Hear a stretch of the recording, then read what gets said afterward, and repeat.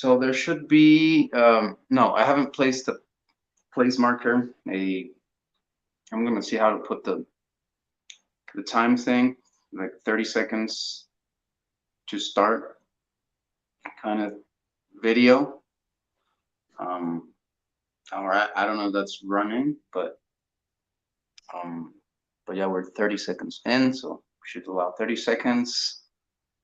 And now I want to say hello to our viewers and welcome them to Aini Living Conversations, the 74th conversation, Self-Governance Standards of Aloha Ayni Tao Living. I am with Sacred Blue Heron Woman. I'm Julian Katari, and well, what are self-governance standards? The way I briefly put it is principles or standards that we follow to guide us into living by Aloha and Aini and Tao, away from a system of domination. So if we don't have principles, if we don't have something to guide us, some like a principle is like a goal, but it's not necessarily a physical goal. It's something it's a philosophy. It's a principle, something you live by. You know, we're so used to a life without principles. The modern culture is such a is a culture of life of principles. Nothing matters. There's no principles to life. So all that matters is just to live. We're here just to live, and to be governed by the government, be governed by whatever the status quo is. And so that's the importance of principles. And these are the principles of this nation, this group, this gathering, this calling called Aloha Ayni Tao Living. And I found them very, very important, very, very crucial, something I really wanted to have people know and get that out there. So here they come. Here we will talk about them. How are you doing, Ingrid? I am doing good, wonderful, fabulous. Amazing. I brought home my new old truck yesterday. So, oh, really? Okay, that's good news. And she's red, and her name is Roberta Redford. Cool, I like that. Yeah. Roberta Redford. Red Ford, yeah, because she's Red a Ford. Yeah. Yeah. That's cool. I like that. Being self-governed, self-governed authority is one of the most important things, and we've talked about this lots before, and a lot of us would probably say, well, you're ridiculous. I am self-governed. I decide that I go to work every day, and it's like, no, no, you don't decide that. You're dictated to by money, right? Because you think you can't make it if you don't go to work every day. So that's not your own. That's being controlled by money. Yeah, or I decide what I eat. I decide to not go to work. Yeah, I decide what I eat. I decide when I go to the gym, et cetera, et cetera. That's all self-governed. No, that most of that, as we've talked before, is governed by your habits. So you're not even hardly really existing in your body. You're just letting your neural net drive you through life. That's basically what that is. So with self-governance, being one's own self-authority, it means bringing everything into your inside, into yourself, and seeing, first of all, talking to your ku, your subconscious, and letting it bring out every one of these beliefs that are not yours, because 99% of our beliefs are not our own. They were programmed in us from the day we were born. So it's time. So self-governance means you bring everything inside, and you're like, am I following this? Am I believing this so strongly because it's my church beliefs? or how does it really resonate with me, right? And on and on and on till you're fully self-aware, and you don't need to run to your pastor for advice. You don't need to run to this person for advice. You just know. Everything you do is self-governed. It's not by what the culture says. It's not by what your society says. It's not by what your church says. It's by what you've decided between yourself and heaven, and that you are your own authority.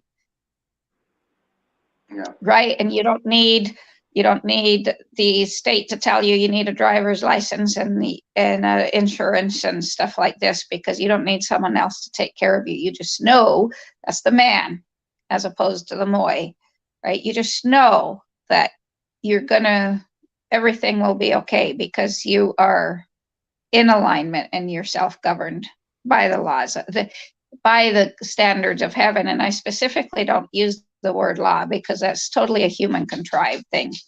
Mm-hmm. So I think it's like last week when I talked about with the craftsmen, they had devised really early a system of compass and standards. The trees were the ones that the standard trees were the ones that would be the load bearing, right? That would be the important part of the ship, or the roof. So that's why I use the word standard. Okay. So it's kind of like the pillars of sovereignty that we've worked on, talked about, but they're more tailored to Aloha Ayni Tao living, and a little more with more definition. Yeah, the sovereignty standards, the sovereignty pillars we talked about before, they're more for the whole tribe. Right? These are personal. These are the personal self-governance standards. Okay. For each individual. Through each one of them, or how's it gonna, or what? Yeah, we'll probably kind of cruise through the Aloha, because we did that before when we talked about Aloha Ayni Tao living, right? What it was. Yeah. But we'll cruise through them. So the Aloha self-governance standards are one, the world is what you think it is. You create your personal experience of your world through your beliefs, habits, expectations, attitudes, fears, desires, feelings, and actions. Yeah. So recognizing that, and that goes along with Don Miguel Ruiz's 4 agreements of don't make assumptions, don't take anything personal. When you realize that the world is what you think it is, you create your own reality. That person over there that's pissing you off is creating his or her own reality. So how can you get pissed at that? Because they're not doing it deliberately. It leads to also to patience and more understanding. Right. And then there are no limits. We place a lot of limits on ourselves. So there is no real separation between you and your body, you and other people, or you and a god or goddess. There's also unlimited potential for creativity. And so you can therefore create anything you can conceive of. And I think the biggest limit we have is that we place on ourselves is, oh, well, I don't have money to create what I can conceive of. Well, when you're willing to create without money, then the money will come if you need it. Right. That's what you figured out. Is well, I want to say a little bit of something with each of the standards. For the last one, I want to say that that's all true, and I think that for everything we say, there's always like a duality or a polarity. It's like, so I want to make clear that we're always conscious of the two sides and the balance and the discernment of the two. So for the other one, what we said, if we don't contextualize it with with its polarity, we might fall into solipsism, thinking that everything is my creation, right? In my mind, and we are very well aware of that there is a common reality as well, that there is a common field, and so I want to balance that, or just mention that in case somebody would think and criticize that, that we're aware of that. Right. there is the common field, but where we fall into solipsism with that is, well, okay, take for instance what I'm going through with my stolen truck right now. To close it out is what this act of faith that I'm walking, that I'm saying no to titles, I'm saying no to lien holding, I'm saying no to bills of sale, I'm saying no to notarized signatures. And someone would tell me you're really stupid, Ingrid, because that's the world, that's as it is. So you have to fill out those forms to get the insurance payout on your stolen truck. And my answer is no, my world is what I think it is. And that's not the absolute reality. And my deep intent to receive this tool that heaven is wanting to command to me will make that other go away. Because that's just illusion. Yeah, the limitations, I guess, then, and yeah, that lack of imagination. It's such an extensive thing to talk about. That's why I'm just briefly tapping on them, because there's such a long list of self-governance standards, and they're not to be overwhelming, right? They're just right. And the more you practice, I just want to say that exactly. There's a lot to contemplate, and just let people know that we've studied everything, and we contemplate, and we patiently consider all the possible variations and whatever. We're not fanatics. We're not like, oh, this is it and that's it. We're always looking to hunt ourselves, to catch ourselves on the mistakes, so that we can learn and correct and be better. Well, and it's not so much a mistake as it is the patriarchal ways we've lived in for hundreds of thousands of years that are such deep cellular programming, right? That's right, yeah, exactly that. That's what I would call the mistake, the programming that we're trying to get away from, and to create imagine other things, and think other things. So keep going. So then energy on that note, energy flows where attention goes. So what you think and dwell on, what you say, will manifest in your life. It will. Sometimes it takes forever, and sometimes it happens just like that. And the more you get in alignment, the more it happens just like that. So, and then going into now is the moment of power. Now, right here, right now. There is no experience of the past that can limit you, nor any expectation of the future, because there's no power or redeemer outside of you, as the presence of the divine, the presence of the great mysteries is within you, the God, if you want to, goddess, if you want to call it. So let me say something about this, because I bet there's people that would love to be part of this, right?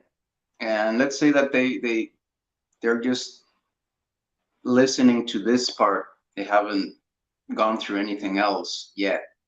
So and right away there's this programming by the system that says that the divine, the spiritual, all that's bullshit.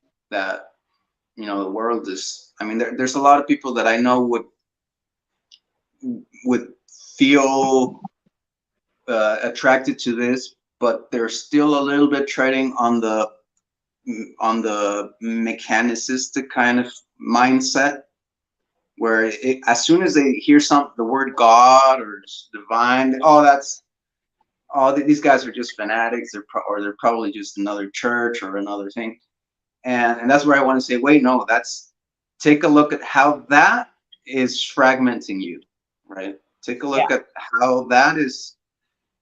And that's, to me, that's the wonderful part of having the aloha part in there, right? And right at the beginning, I mean, the divine, bringing back the divine. But then take a look here. The divine is you getting this clarity and your imagination back, and your power back. Yeah. And not following any established church or any established line of dogma or of some type of written. Well, and for those who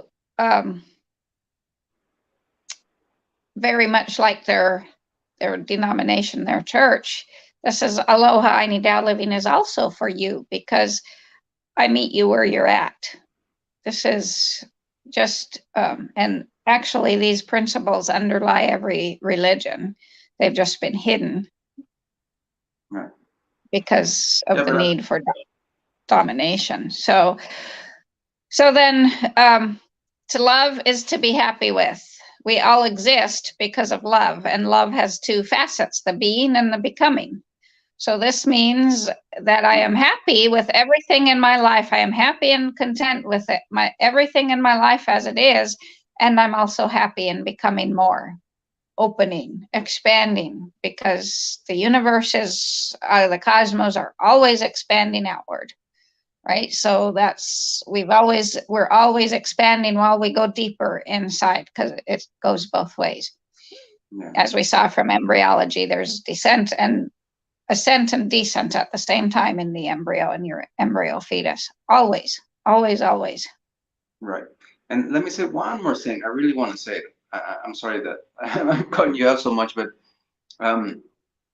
because you know, I know a lot of people that they want sovereignty. They're on that page of, we need to get out of the system, and we need to, you know, find our own way.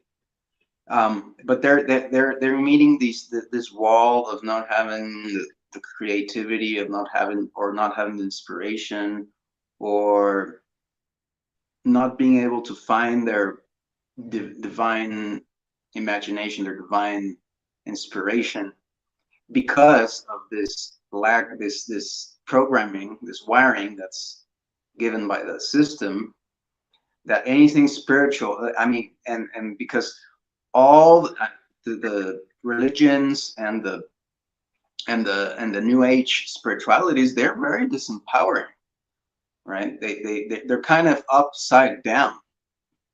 Oh yeah. You know, and that's a very hard thing to say, I know, but we need to say it, and that's what's going to free us, really. And that's the connection we need to make, that as soon as you make that connection, you start seeing the solutions. So if we're still fragmented, we're still rejecting our own divinity, our own our own ability to speak and be the manifestation of the divine, then we're not gonna be finding, I mean, it's not gonna be enough to have a permaculture farm. You need to go deeper. You need to go further. Deeper. So, yeah, I really just wanted to say that. So keep going, sorry. So on that note, then we shift right into all power comes from within. There is no power, no redeemer outside of you, because the presence of Goddess God is within you. Right there. Right there. You're always connected. Yeah. Always. The only reason why you're not is if you've chosen to turn your hearing aid off, and think you need big drama. So, or chosen to walk away and not be connected, but that connection is still there, whether you want it or not. And then effectiveness is the measure of truth. So in an infinite universe, there cannot be any absolute truth. There is only effective truth that comes from our individual consciousness or perception of life. So everything that you think is absolute right now is only effective truth. There is no absolute. That's a deep. Some absolute truths are, okay, so let's take, for instance, religions that say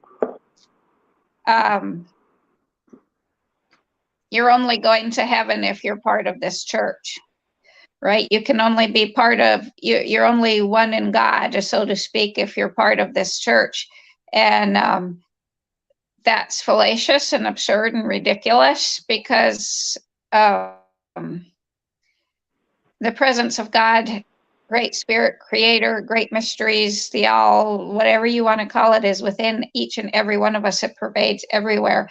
And the absolute truth of that infinity is God cannot, now I'm using religious lingo, God cannot diminish himself to say that I'm going to say you're dying and you're not, and you're dying and you're not, because you don't believe in me the right way. Right. So that there can be some absolute truths like that that the universe cannot diminish itself. Cannot. Right. God cannot diminish himself, herself by choosing like we do. You're a weed, so I don't want you in my monoculture farm. I don't want you. I don't, right? Mm-hmm. And this is something that if anyone would take the time, the space, would be able to kind of quiet down and really start thinking about about God or about the divine, they would come to these conclusions, right? Because it's an observable thing. It's almost like a logical thing that, oh yeah, I mean, God doesn't care about, is not defining every single little detail that goes on for you. It doesn't work that. Yeah.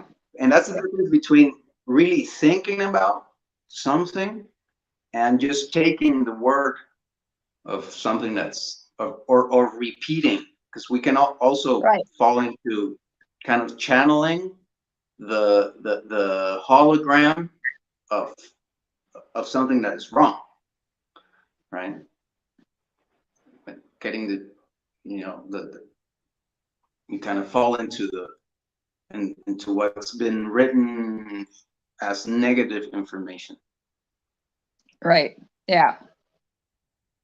But it's something that's natural. I mean, you can naturally come to these conclusions.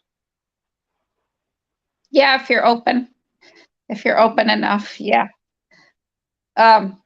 So now let's move into Ayni self-governance standards. The first four come from the Andes, and the next four come from all of them after that come from just a tribal old growth culture way of life. So Munai, the way of love and beauty. Munai is as aloha and is a love that doesn't expect anything in return. It's nourishing, unconditional, the biological matrix of our being and becoming. Munai can't be owned. It must be cultivated within to be experienced. This Munai power. So, and number two, do you have something you want to say about Munai? No. I think that covers it. Conscious love, maybe, and we've talked. We have a whole show about Munai. If somebody wants to go watch it, it's around there. So I guess. So, yeah. And Yachai, the way of knowledge, is the way of knowledge tapping and going deeper into wisdom, is to unlearn everything we've learned, because it's time to realize that everything we've learned is inaccurate and incomplete. And a lot of it's very fallacious. I like that word because it's a lot of fun to say. Yeah. And it's gentle. It's time to unlearn, to relearn, to know, and to remember. And remembering is the deep part, going deep inside, because below all the deep cellular patriarchal fragmenting programming, there's still the remembrance of the whole complete perfection you are in every moment, the essence that love's finest, most exquisite form of creation. So, and authentic knowledge comes from personal experience, which is that crafting knowledge. Wisdom comes from personal experience, guided by one's intuition and dimension of perception. I think that one of the keys for unlocking the Yachai is to get it's kind of like you need to take blocks out what's blocking you.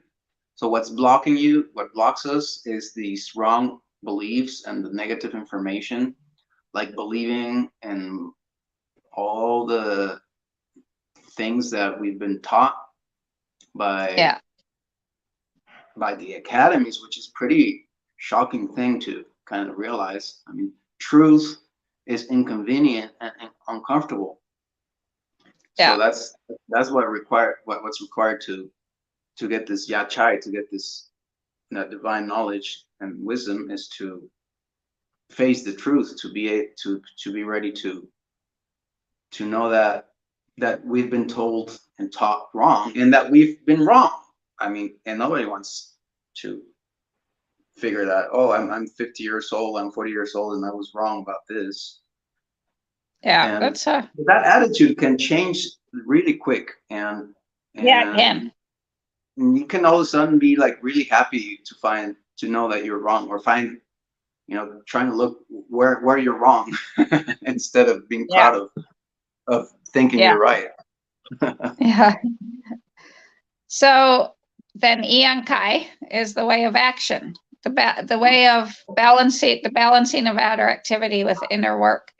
It's a way of living that promotes the welfare of others and encourages outer activity performed in the spirit of loving kindness, or munai, aloha munai. For that, I would say that the yachai needs to be reflected into the physical realm. So it's not enough for us to just have these principles and go around life and say, oh, I have these principles. We have to show it. We need to put it into action. We need to embody it, and that means, and also the other thing I would say is, we're very used from the modern world to that saying is enough, and that thinking is enough, but really the actions are what counts. It's like almost like the earth. I think that the language of the earth is the actions. So she sees when you're actually doing something that's congruent with what you're thinking, or you might think something and you think you believe something and you're very enlightened, but then your actions say something totally different. Yeah. And so I think that's a Yankai part as well, where you talk in the work that you do and the things that you do. Yeah, absolutely. It's also a way of participation, right? That word keeps, as I've been working on curriculum for our matriculation halal today, that word participation has kept coming. Interaction and participation. Those two have just kept popping front and center. And that's definitely Yankai. Which is another thing that the modern world does to us. It accustoms us to not participate, to just pay.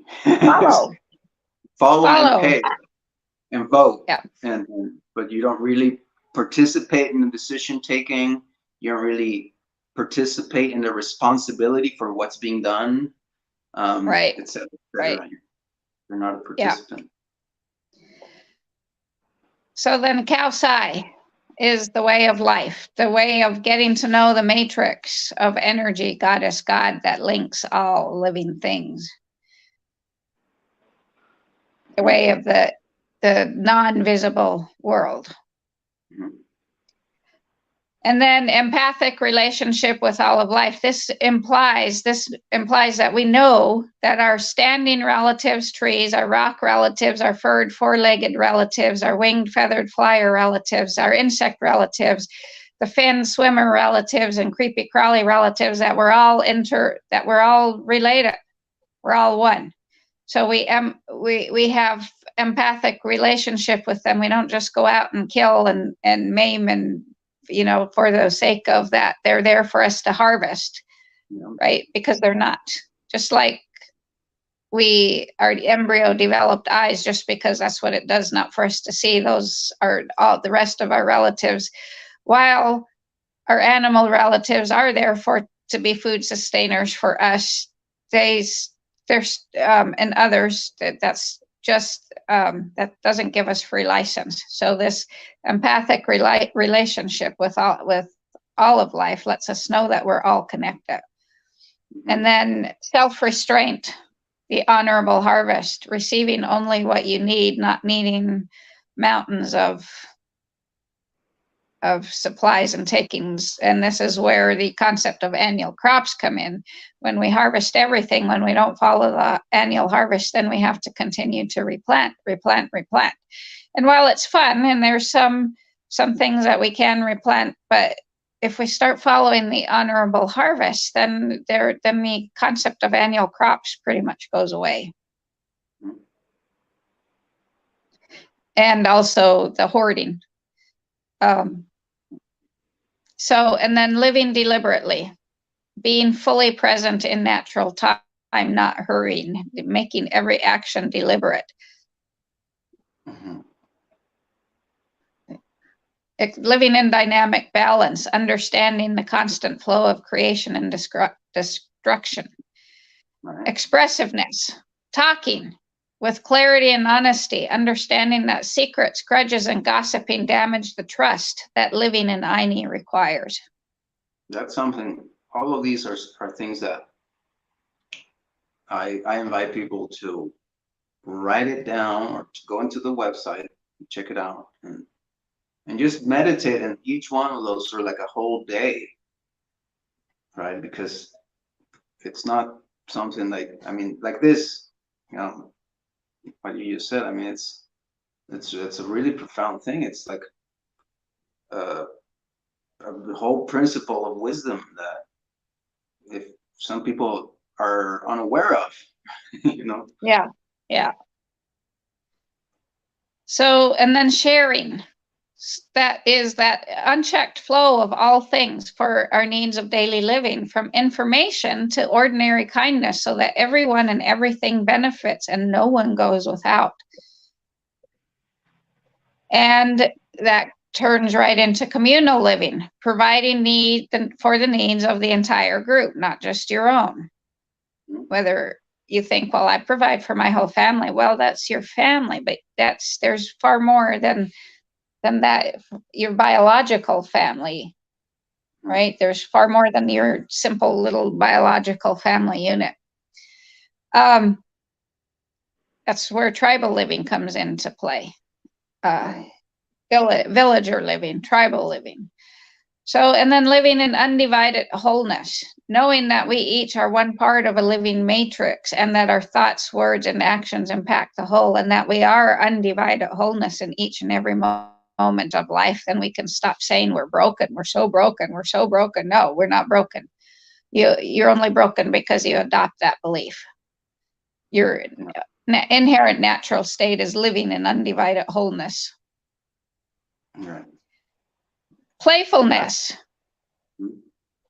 Sorry, let's go back to living in whatever you wanted to say. Well, I was just gonna, I mean, it's one of the other things that I would recommend somebody really meditating deeply on, because just I can't think of somebody that isn't broken. Doesn't have, and to hear this and realize, wait a minute, the premise of existence is not that. So that means that I'm just believing in something that is wrong. Right? I'm believing that I'm broken. I believe that I have this disease, right? Yeah. It's that profound, and it's that critical, this negative knowledge and this negative programming that. I mean, it is. How can you say that? I've been diagnosed by experts that I have this. How can you say that I don't have this? How can you say that's all in my mind? It's not all in my mind, but it kind of is. Oh, it very much is. Well, if we need to rephrase, we'll go back to go back and listen to our talk where I talked about the 3 vertical aspects of ourselves, our coup, our subconscious. If you were taught by your mom growing up and Dad that if you go outside and get your feet wet, you'll get a cold. Yeah. Even at the ripe old age of 80, every time you get your feet wet, you'll still get a cold, and there's no virus needed or bacteria or anything needed for that. It's precisely your programming. It's precisely your coup that will do that. Well, yeah. So take, for instance, I have a friend that was raised in the Seventh-day Adventist religion, and somewhere along the way, somebody told her that the Bible says God does not trust his creation.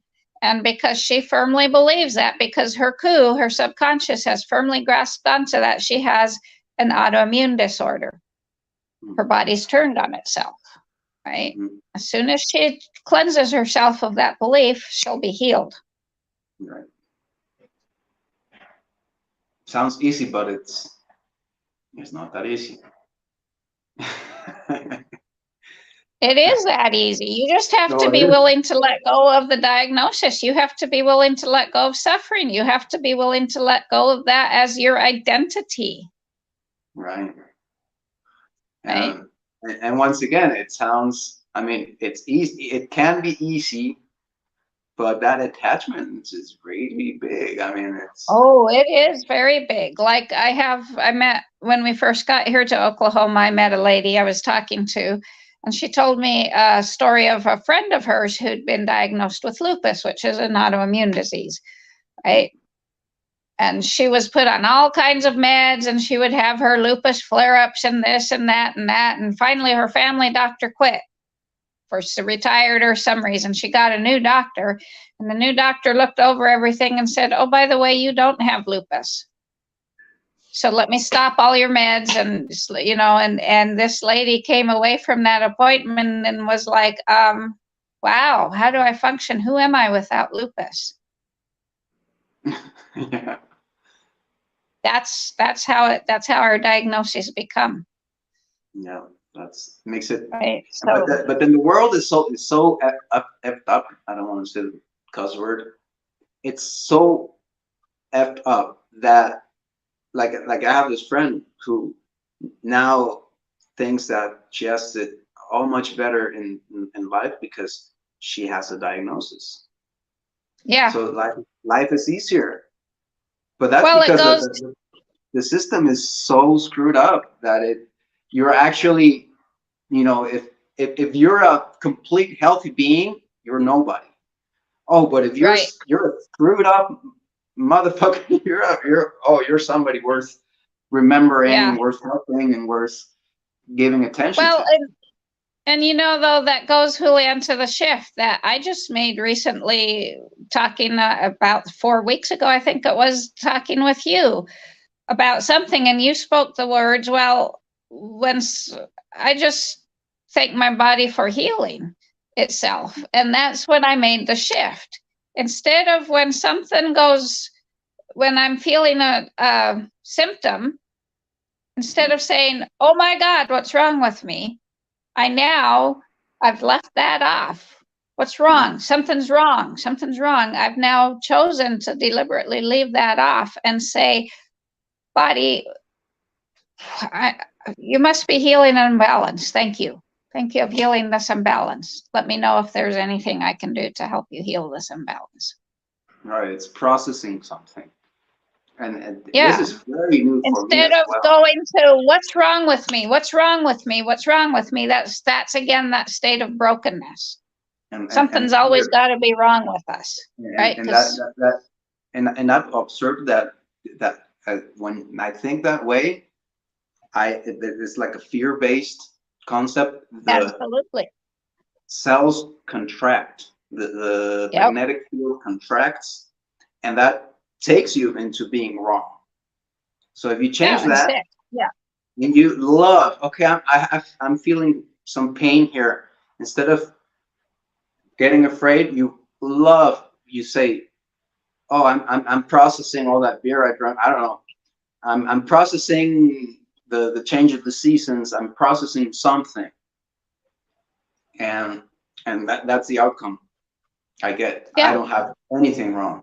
I go through the process, and then I find the whatever things I can help my body with, they come naturally, and I find those plants. If there's anything needed, yeah. So then playfulness. And this means setting aside the constant business-like sobriety of production. Our ancient ancestors, they do their work, but they'd also be like Jane and Tarzan, swinging in the trees and playing and having fun and teasing each other. And no, right now, I mean, I know we do at work when we go to our 8-hour workday, we tease each other, but that's different. We have fun at work, but that's different. This is not, we're still business-like sobriety, and we're so focused on this sobriety that, we go around saying, hi, I'm so-and-so, 25 years clean and sober. We're very proud of our sobriety. And I see this or here I would fit something that I get all the time, which is I call it purism. The search, the confusion of being spiritual is being a purist, of and being serious. Sober. It's like sober and serious. Exactly. Serious. And yeah, exactly. The least things you can take, the less fun you have, the more spiritual you are. Right? Yeah. Well, that's all the function of the left brain, the upward swimming fish, right? Got to give up, right? Got to martyr myself more. Yeah, which, I mean, if in a balanced Tao, and I do this, and I even teach my kids this. Life is, because kids are all about fun, right? And all about enjoyment. Oh, don't tell. It's like, I tell them, hey, go wash your dish. I don't even make them wash all the dishes. I'm just make them wash their dish. And they're like, oh, well, that's awful. And I'm like, hey, life is a balance of things that are really enjoyable and things that cost us a little bit, Yeah. And I tell them, if you find a way that to have fun with the things that apparently are not enjoyable, then they become enjoyable. Right. Yeah. They're not drudgery. We don't need business-like sobriety to do dishes. We can have fun doing dishes. Right. And I tell them, I told them, and this I'll share with everyone, because I really don't enjoy the dishes, really. But then it's the moments, I've really observed that my biggest wow, moments, the moments I get many of my answers are when I'm doing the dishes. It's like the sacred place for the answers, for the divine answer, are those visuals. Yeah. So, and on to inclusiveness, including everyone, and not just every human, every plant, every rock, every tree, every flower, every insect, everyone gets connected and belongs. Mm-hmm. Because again, anything less than that is diminishing Great Spirit. Great Spirit cannot diminish herself like that, himself like that. Mm-hmm. Conflict transformation, I'm going to be changing this to creative tension, naturally arises with us, between us humans, since we all have different perspectives. So this creative tension that arises between our various perceptions is actually the impetus for growth and transformation rather than violence. Mm-hmm. That's something that we need to know, that everything's a dynamic tension, and you've done this better than no one.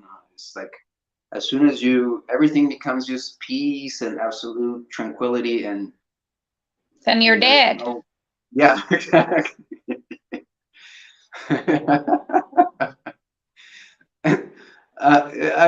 My mom is the one that comes into mind, because she's so always looking for that apparent peace. She's always so wants to, I mean, she doesn't like the kids making noise. And she's like so boring and so dead in that way. It's like, well, Yeah. you need a little bit of conflict in your life for you to be more alive. Creative You can't just tension. all be like total peace, you know. Well, but you can be totally at peace inside yourself and still experience creative tension to change. Right? That's what creative tension does, is it sparks change. We call it conflict. I'm changing it to creative tension, because conflict naturally induces, even if you say conflict transformation, it naturally induces, oh, well, there's going to be arguments. No, there doesn't have to be arguments. There's creative tension. Why does this bug me? Is it coming up against one of my inertial patterns, death-dealing patterns? And if so, can I change it and welcome it in? And how can I still include that person in my circle, even though they've provoked this creative tension in me that's just like, change it, you know, like, because the oyster develops the pearl because of the creative tension of a grain of sand in itself. Well, you know that the Andean worldview has this concept very well known, and it's called the Yanantinkui, the encounter, but it can be like applied to so many things. But so it means it kind of, it's pretty amazing how the language works, because Yana is white and black, the encounter of white and black. Tinkui is encounter. And in the Andean world, especially in Bolivia and in Potosí, they have something called a tinku, the encounter. And it's kind of like a ceremony where many different communities come together, and they have this kind of like a dance thing, but the dance is also a fight. So they'll get into this kind of and they'll fight over like, oh, you guys, or I don't know, if you have some kind of rash with a member of another community, because I don't know, because of some part of your herd went into, or you know, his herd went into my field and ate my crop, something like that. They get that energy out. That's where they, you know, they fight. Yeah. So from the Western world, it's like, oh, these crazy Indians, they go out, they have this ritual where they beat each other up and they're stupid, but they don't understand that there's something way more deep happening. Yeah, absolutely. And this tension in the Andean world is never, I mean, the conflict is, and you can see that in every single conversation and every single thing, there's always an encounter. You know, there's always a little bit of tension, right? It's never all so perfect and all so balanced. There's something that's the perfection. That's simply the perfection of that creative tension all the time. Because out of that creative tension, out of the creative tension of the sand in the oyster shell comes a pearl. But we look at this concept of perfection like the state of the dead. That's in our mind as perfection, right? Nothing's gonna bother us.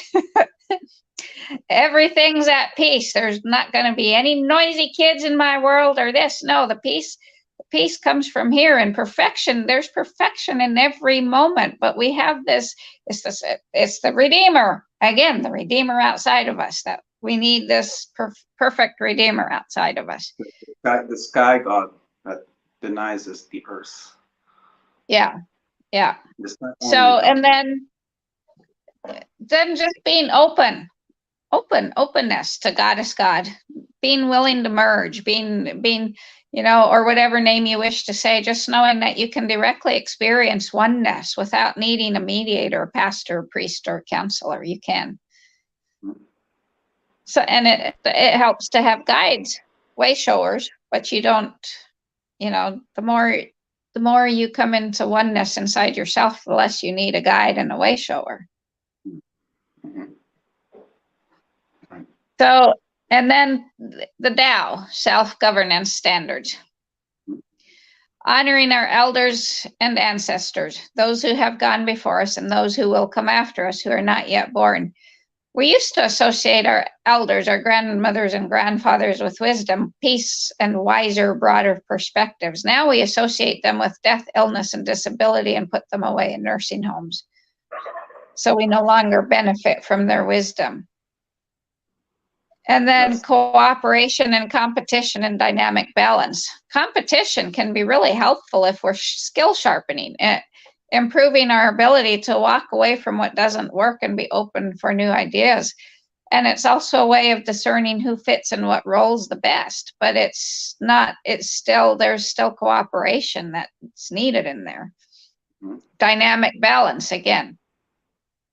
And then patience, the way of wu-wei, non-doing, slowing down, letting our heart go first so we can offer thoughts, words, and actions that do no harm. The action of non-action. Right. And even the Toltecs, if you read some of the Toltec writers, you'll find that in not doing is when the opportunities come. So it's pretty weird. I practiced it before. You have a plan. Let's say I'm going out and going in this to buy something, or I'm out in the street, and all of a sudden I just have this inspiration to do something really weird, crazy, like take another road or I don't know, go into a house. I don't know. It's something that's completely something you wouldn't do, right? And wow, there appears some connection, a person, some spirit connection happens when you get out of your normal doing. Yeah. And Absolutely. The Toltecs teach a lot of to do that, how to find the spirit by not doing, by doing things that you wouldn't do. Right. So, and then listening.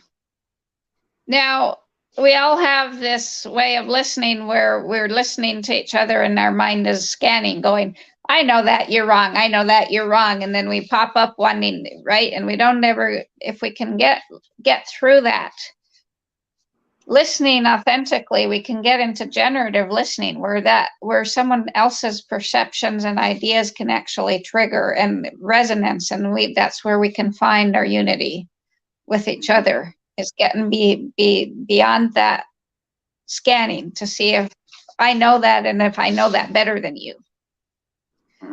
And holding the space for someone else to express, even if it's your favorite pig. Yeah. Or not your favorite pig.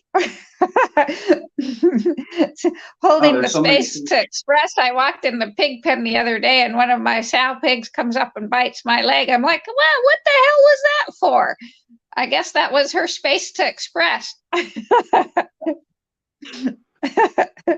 Yeah, there's so many good things, or that's something that I admire so much, that this learning to listen.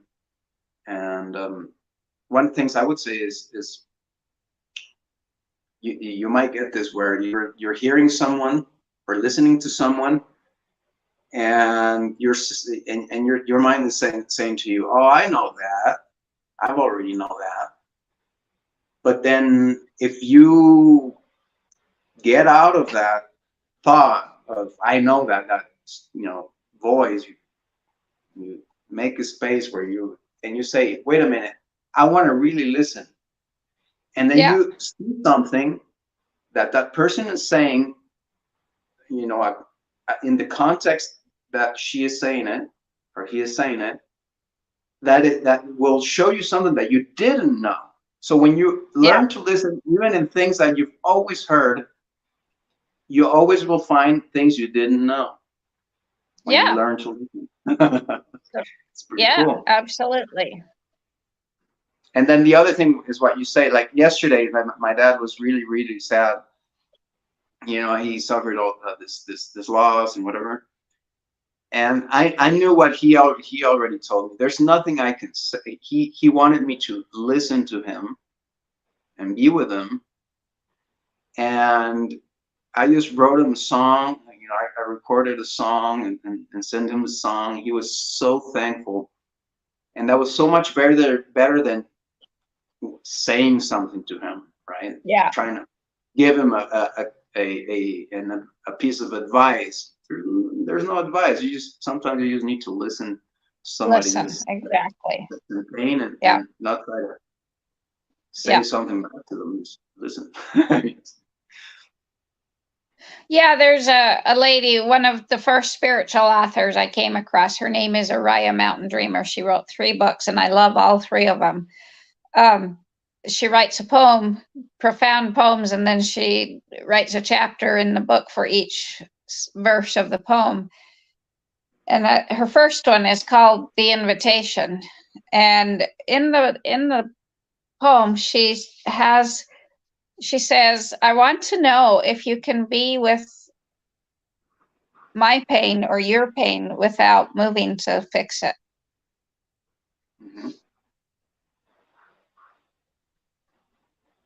That's another thing. Wow, that's a profound thing. We're always trying to move away from a pain, and sometimes it's not going to go away until we feel we really allow ourselves to fully feel that pain. Yeah, exactly. So, and that's a lesson I've been learning myself lately, is allowing the fears to come in, and then going deep in myself, and breathing deliberately with dolphin.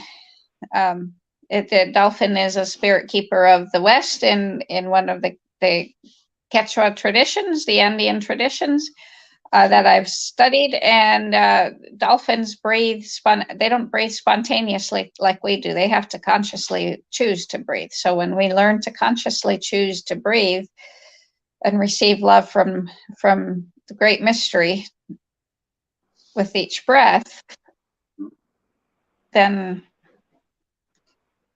all that fear goes away, but only after you felt it, after you've allowed it in, after you've welcomed it in. Right. So listening to yourself and not moving to fix, just breathe, right? Because again, there's nothing wrong, right? We're so eager to go in there, there's something wrong with me. But so, and then harmony. Harmony is fostered. Again, harmony is not this boring place. Harmony is everyone singing their own song, their own tune, their own note, in perfect, in a not unison, but just singing, and it becomes a beautiful orchestra if they're allowed to express it, if you're allowed to express yourself. And it's fostered by going beyond the norm into the natural, and humbly placing yourself below the power of heaven, which creates openness inside yourself. And how do we place ourselves above the power of heaven? Well, one of the latest things I've come across is that, okay, so the Christian creationists say, oh, the earth is only 6,000 years old. Well, okay, you're living by the Gregorian calendar when you say that, being dictated to by Pope Gregory, or the Julian calendar, which is still a pope, or any calendar, right?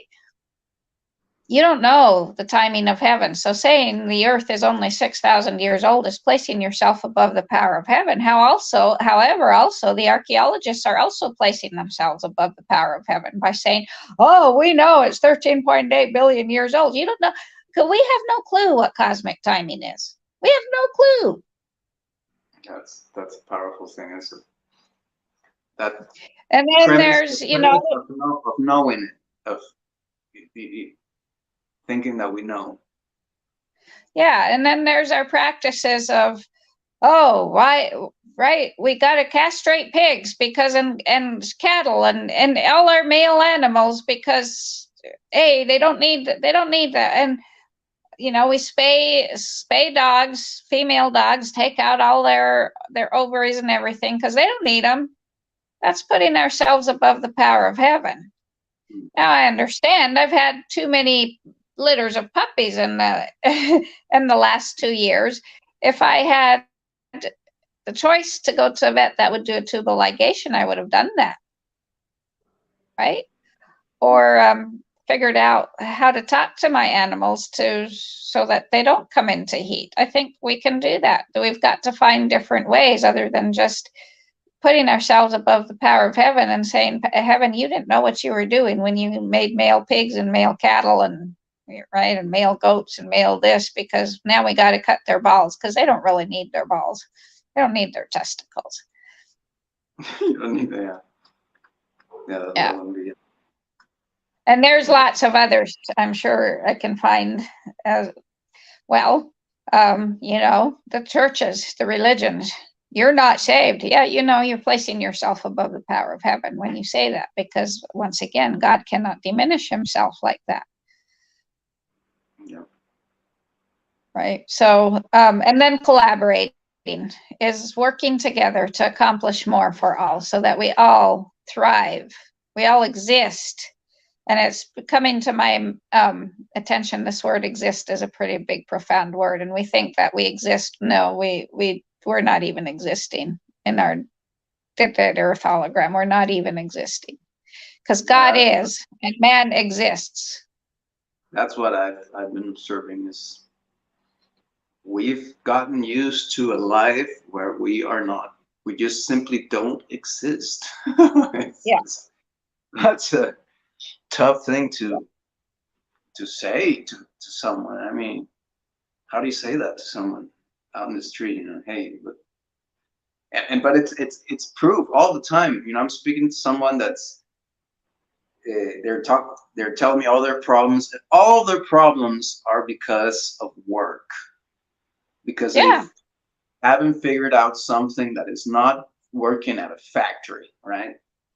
Like this woman I talked to, she works at a factory. She doesn't have time for anything. She has a whole bunch of problems, and it's all because of that work. And so that work doesn't allow her to exist. But then she would think, but this is what allows me to exist. This is what, thanks to this work, I can get money and buy things. But then no, it has taken the creativity from her to think about other ways that she could really live. Yeah, we think paying bills and making a living is existing, but it's not. It's not. Yeah, we don't have time to take care of our bodies. There's no space. Well, we're not fully present in our bodies. We're not fully, right? We don't embody anything. But yet that's what is part of autopoiesis, is embodying ourselves. Okay, so let's take, for instance, the simple little mechanism, the sodium potassium pump that keeps us going. The cell embodies. Your cell embodies both the potassium and the sodium. Yeah. That's the way it works. Right? So, but we don't embody shit in our lives. That means we're not existing. We don't embody anything. It's just all skin deep. That's why I keep saying some people don't even bring their spirituality into their aura. It's way the hell out here. Right. Yeah. Yeah, that's a tough thing, but we're also in a time, I think, when we're simply flowing and saying this openly.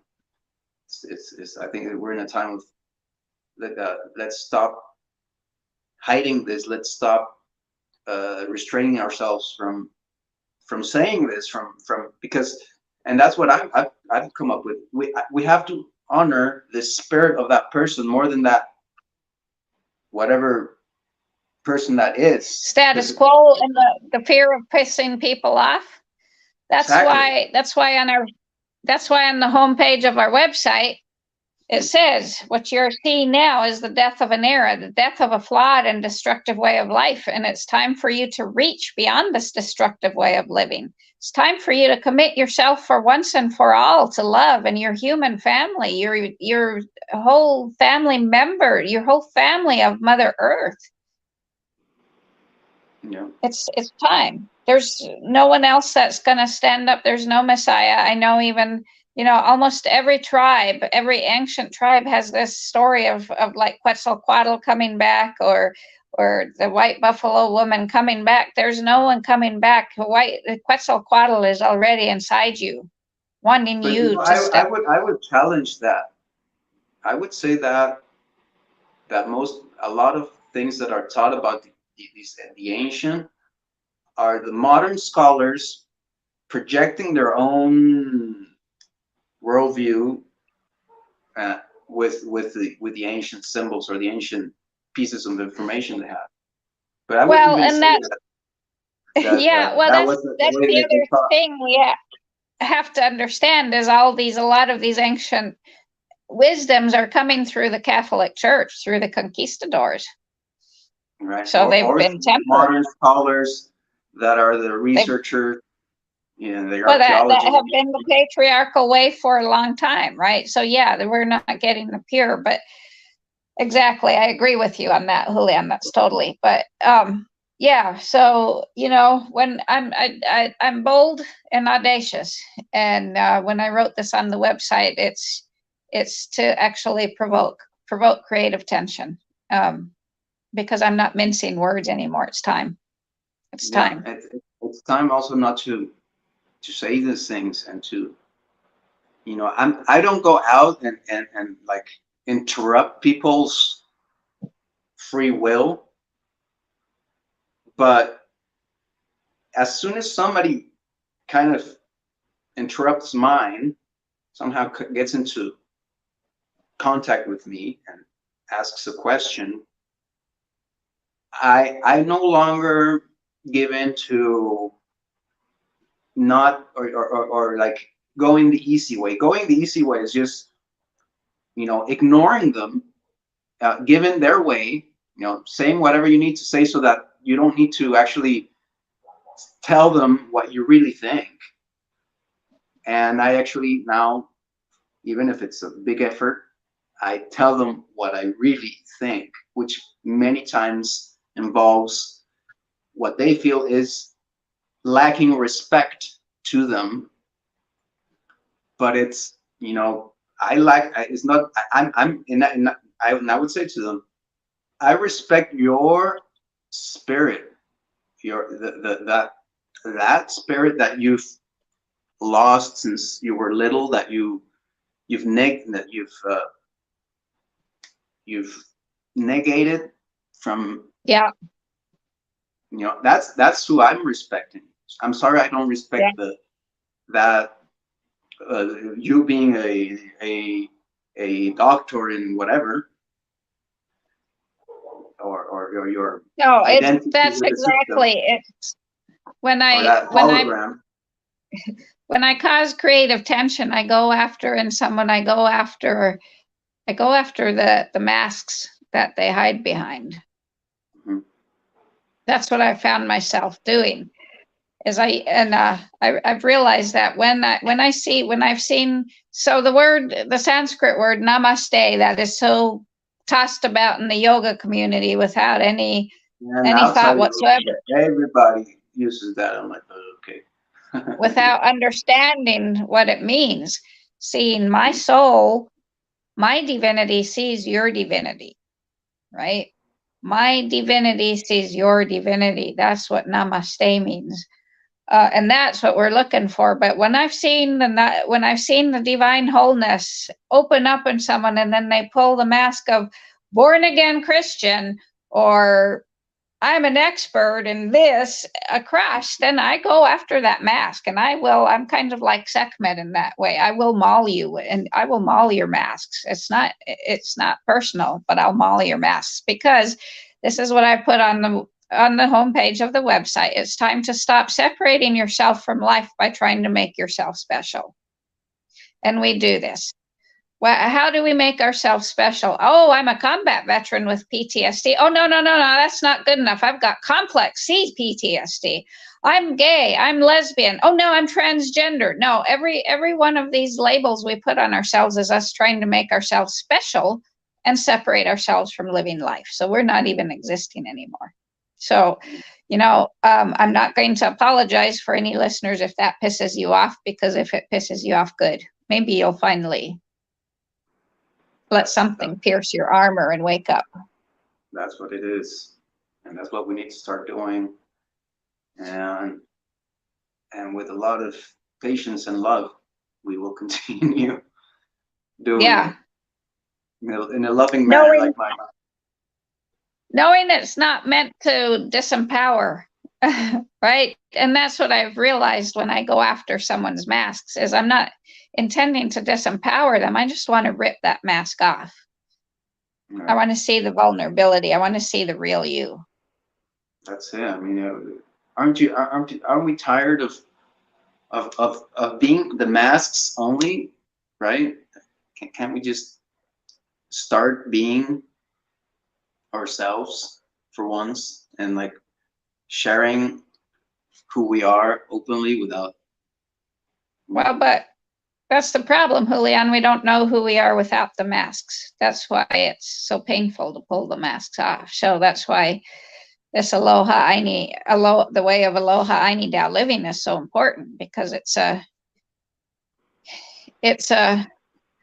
journey through the inward line of our heart into pouring out our creative energy, so we can craft our world and all of us live, right?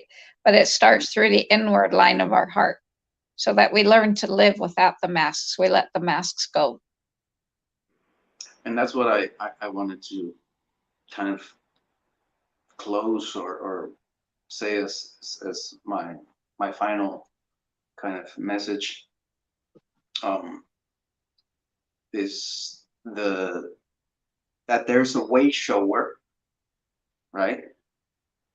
And so this would be so much more difficult if if we weren't here to talk about it.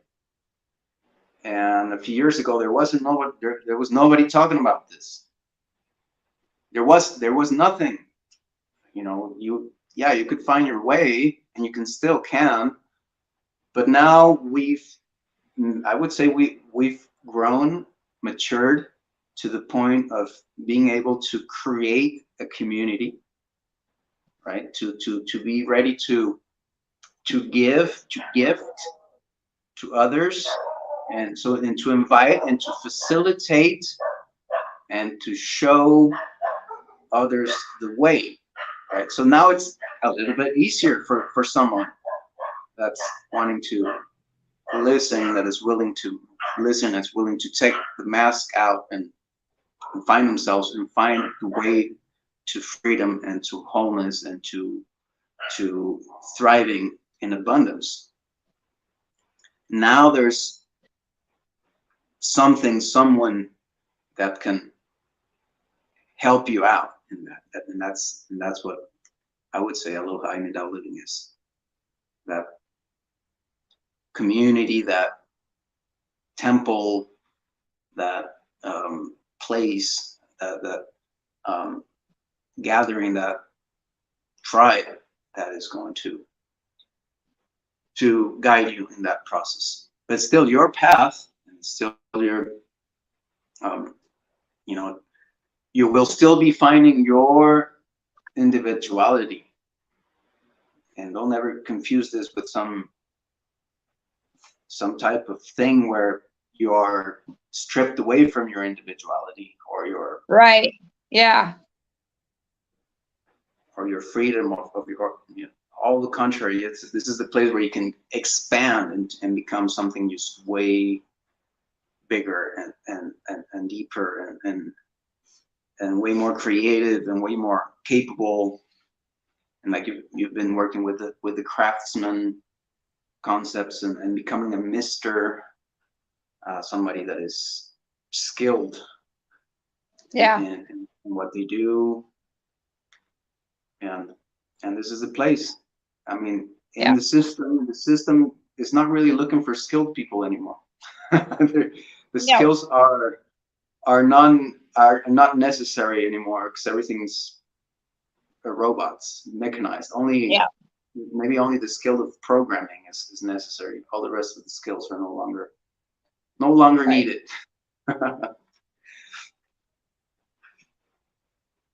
So yeah. here's, that's what I would say as my last message, and as the invitation, final invitation for anyone to come join us.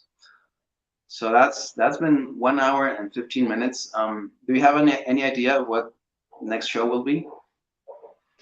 Yes, we're going to start a journey into the science of being and becoming. Okay. The craft of existing, and this is going to take many weeks. I can't tell you how long, but it'll be a very interesting, very interesting journey. It is already listening those things that you would normally find totally in different fields. They come together. You know, that's what a genius does. He finds connections between things that are apparently not connected. And here it is, crafting. We always think that crafting things is the skill, but how about crafting yourself? How about crafting? Yeah. Have you ever thought of that? So that's pretty cool. It's gonna be pretty exciting. So same time, Wednesdays, 6:30. Yeah. And there's the invitation, and as you can see now, we're going smoothly on the live streams, and in case you want to watch this recorded, you have to go into the section where it says live, like past live streams. But you'll find this if you want to see it again, or if you didn't see it live, it's going to be there. So thank you, Sacred Blue Heron Woman, for this, and for this gift, and for the gift of Aloha Ayni Tao living. And thank you everyone for being here, listening. Yeah. So anything else? Should I close? Yeah, close. End the live stream. See you next time.